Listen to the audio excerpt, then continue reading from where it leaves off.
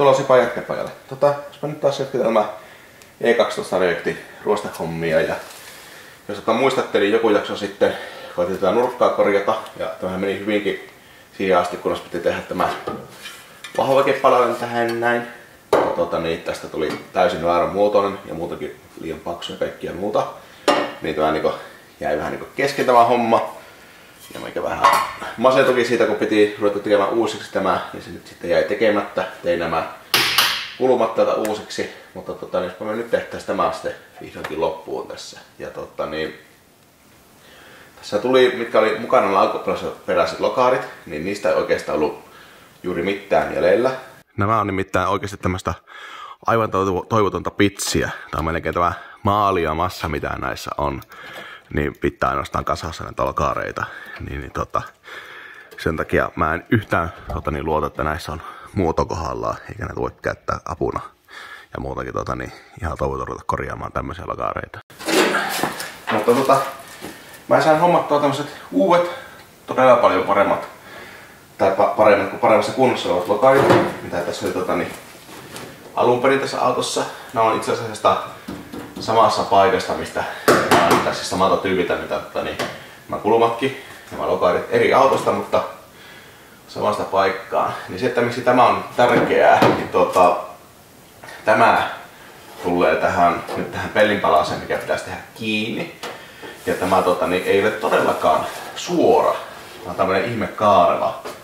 Tämä nyt mihin tämä tulee kiinni. Niin nyt kun tämä ei ole semmoista pelkkää pitsiä, tämä saatana pellinpalainen, niin nyt voin tätä hyvin käyttää tämmöisellä ohjenuorana, että minkä muotoinen tästä pellinpalasta tulee, mikä tänne sisälle laitetaan. Ehkä helpommin tämä nyt onnistuu sillä, että mä leikkelen sen perusmuodon tonne uusiksi puffinpalasen ja sitten jätän sen reilusti pitemmäksi tänne suuntaan, mitä se pitäisi olla. Ja sitten kun se on muuten tehtynä, mä sen teippaan kiinni, pistän tämän lokaarin tähän ja merkkaan täältä, missä tämä linja tässä menee. Ja sitten siitä vaan tehdään ne taitos alaspäin siitä. Niin tehdäänpä sillä.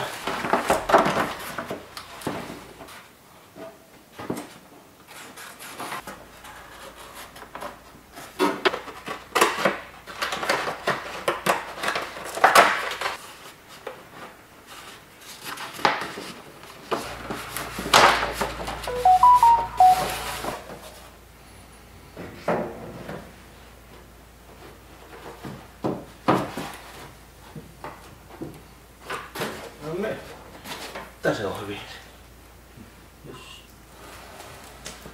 Tähän on kyllä maailman surkea liima laitettu.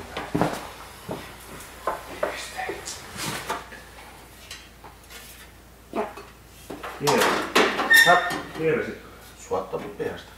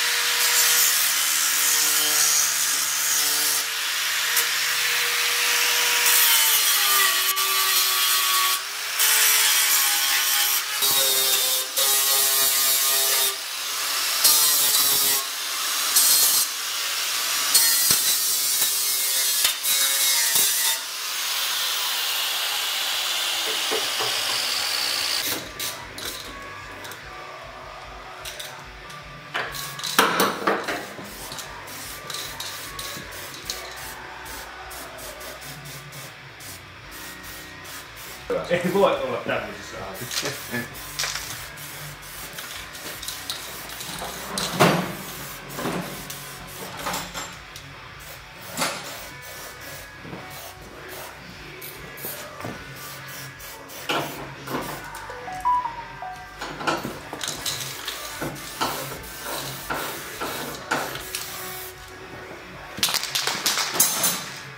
Sitten se seuraavaksi pitäisi tehdä sama homma tälle puolelle.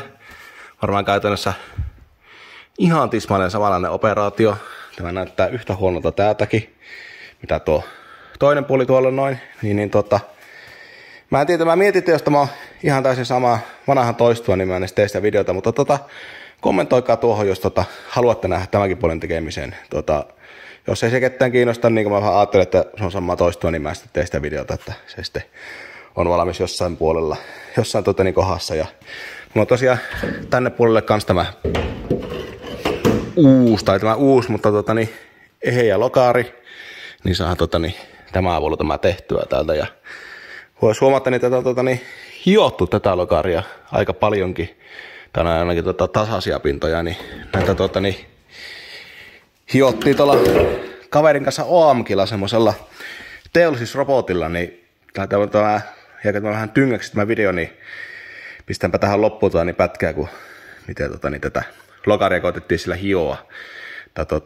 Voitte skipata se osio, jos ei kiinnosta, mutta ainakin itseä tämmöisenä nörttinä kiinnosti nuo teollisuusrobotit oikein paljonkin, niin sen takia käytiin vähän leikkimässä siellä. Eikö sanonut?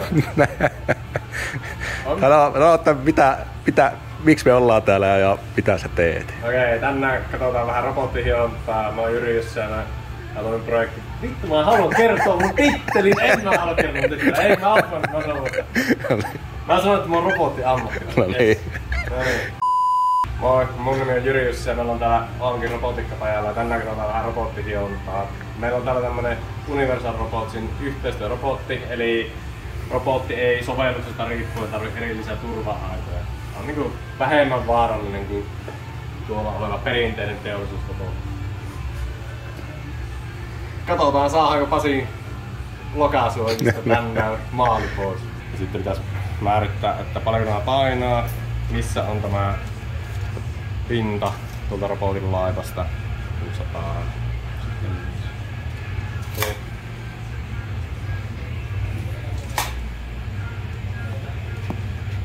Oikeastaan muuta nyt ei tarvitse siinä. Ehkä tuo center of gravity pitäisi laittaa, koska kun se nyt heiluu ja tärisee, niin olisi kivaa tietää ne. Ja siinä Mirkan ohjassa on itse asiassa ollut sitä lappua.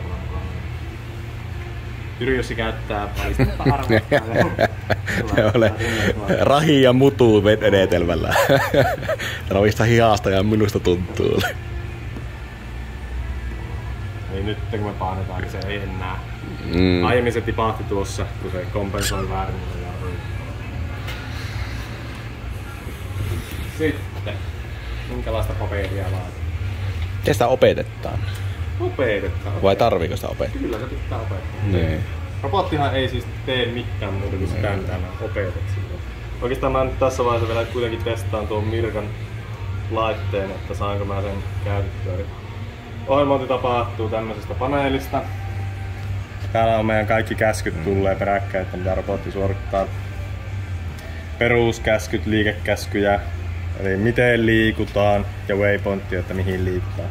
Näitä voidaan käyttää kun käytetään semmoisia jäykkiä paikkoja, mutta me käytetään tässä nyt semmoisia hienoja voimaominaisuuksia tähän ohjelmointiin. Voidaan tehdä voimaohjattuja ratoja tänä robotin. Ja joo, katsotaanpa nyt se, että se tuo Mirka pelaa. Niin täältä voidaan laittaa set RPM ja vaikka 4000 kierrosta. Ja lähtee liikkumaan ja sitten tuossa on 4000 ja sitten vaikka 6000 ja 8000.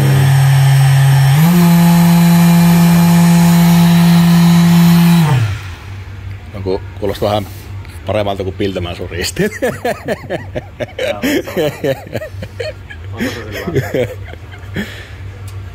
Joo.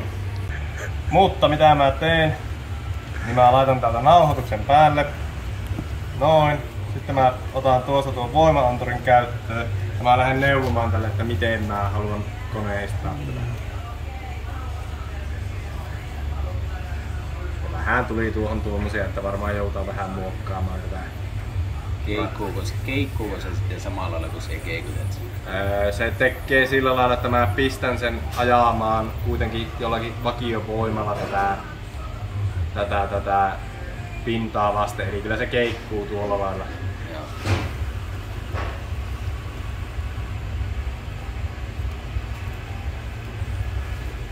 Ja nyt mä rupes ärsyttämään itse ihan suunnattomasti tuo keikku. Mikä on tosi suuri haaste näiden auto-osien kanssa, kun näissä ei ole yhtään niinku tasaista pintaa, ne on kaikki tämmöisiä kaaria.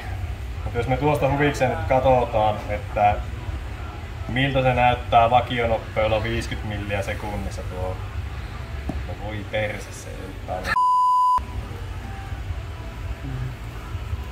Se otti kaikki sinun heitot Niin, siihen lyö. Tämän takia tämä ei ole välttämättä optimaalinen tapa tämmöiselle, missä on paljon liikettä. Tämmöisellä ohjelmalla voidaan tehdä helposti semmosia noin. Eli se, niin kuin sanottu, niin se toista, niin ehkä meidän tapauksessa niin ei ole hyvä, vaan meidän ehkä kannattaisi tehdä mieluummin käyttää tuota multipoint path-työkalua, missä robotti ajaa niin kuin tietyn polun, mä vaan opetan, että menee tänne. Ja sitten se laskee itse siihen väliin. Eli otetaan, että tool on robot ja nyt sanotaan, että tässä on meidän ensimmäinen piste. Sitten sen jälkeen lähdetään viemään täältä, että lisätäänkö kurvi vai lisätäänkö suora viiva. No ehkä me halutaan, että se vettäisi suoralla viivalla ja sitten painaisi vaan tietyllä voimalla. Niin mä laitan täältä add line. Ja nyt se kysyy, että missä se on se, tai itse asiassa olisi pitänyt ensin näköjään viiä sinne pisteeseen ja sitten painaa sitä. Mutta me voidaan aina muokata näitä painamalla tuolta edit waypointista, jonka jälkeen päästään tänne. Ja nyt kun me ajatellaan koordinaatista, niin sehän on tuolla positiivisen ylisuunnassa. Me mennään tuonne päin robotti. Ja nyt nähtiin se, mikä tulee se ongelma näissä auton osissa, eli se ei ollut, se on myös näin kaareva se osa. Niin meidän täytyy tehdä sillä lailla tämä homma, että me opetetaankin se tämmöisenä waypointina. Että minkälaisesta asennosta mihinkälaiseen asentoon me halutaan sen ajavan. Ja sitten sanotaan sille, että saat painaa korkeintaan tällä voimalla sitä. Sitten seuraava. Sitten me halutaan, että se mennään tuonne. Ja se mitä tarkemmin mä jaksaisin tehdä näitä pisteitä, niin sen parempi tästä tulee tästä ohjelmasta. Jos mä lisäisin ihan tämmöisiä minimaalisia kurveja tuohon, eli tuohon. Sitten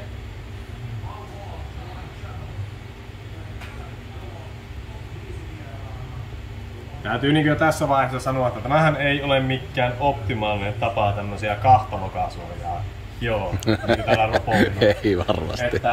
Ja niin parempia tuloksia saa vaikka tuolla konepellillä, jos laitettaisiin se tuohon, koska siinä on niin paljon isompaa sitä pinta-alta. Mutta me nyt, koska nämä nyt on ollut jo tästä on tällainen worst case skenaario. niin, siis ihan niin taas mukava kokeilla. Eli nyt me pannaan se menemään tuonne.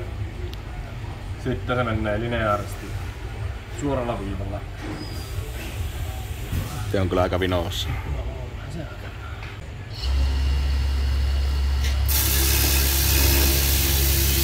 Se jo painaa.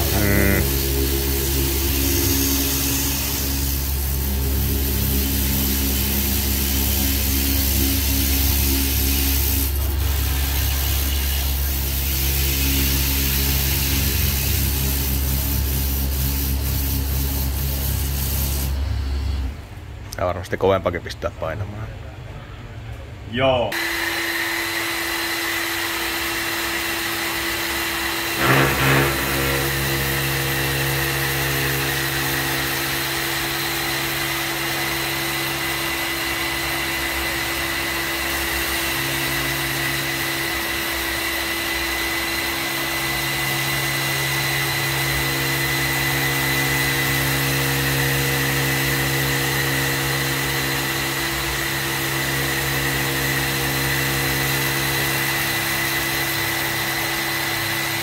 Hän oli vissiin tuossa keskeltä syvällä verrattuna reunoihin.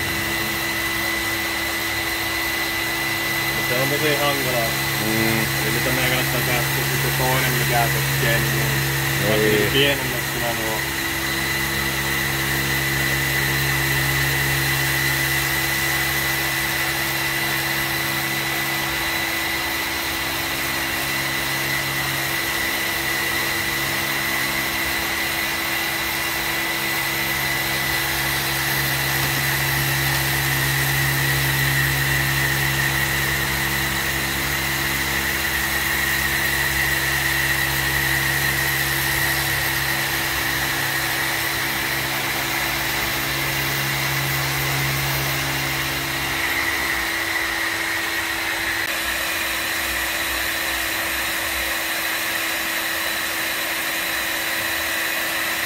Sitä, että kun se on valmistunut kerran, että se menee taas sinne aloituspisteeseen, se tekee näin, että se tuossa viipasee suoraan. Niinpä.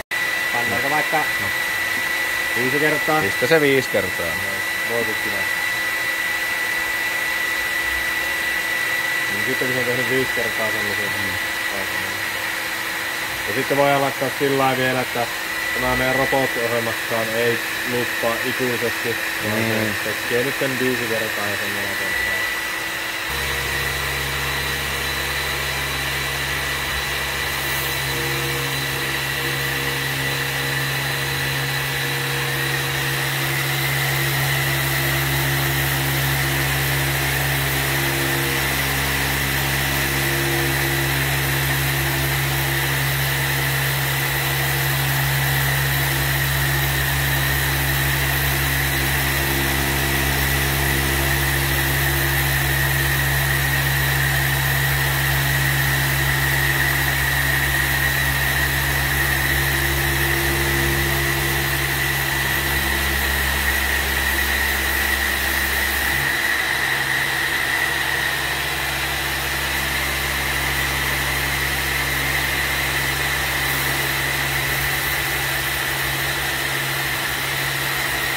Selkeästi tuo resonantti aiheuttaa kyllä monaa. Niin aiheuttaa. Se pitäisi pysäyttää aina tuossa vaiheessa.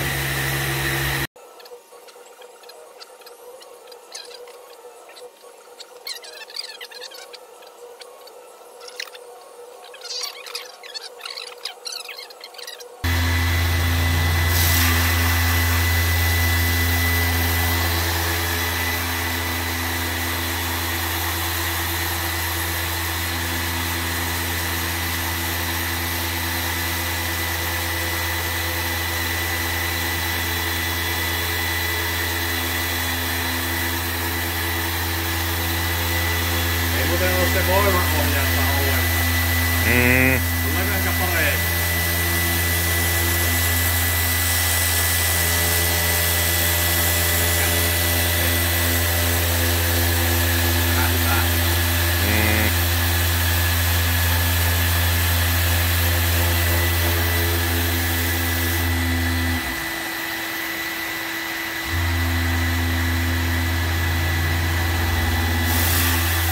On aika hyvä. Antaa jauhaa se siinä. Teemme sen niinku ihmeensäkin.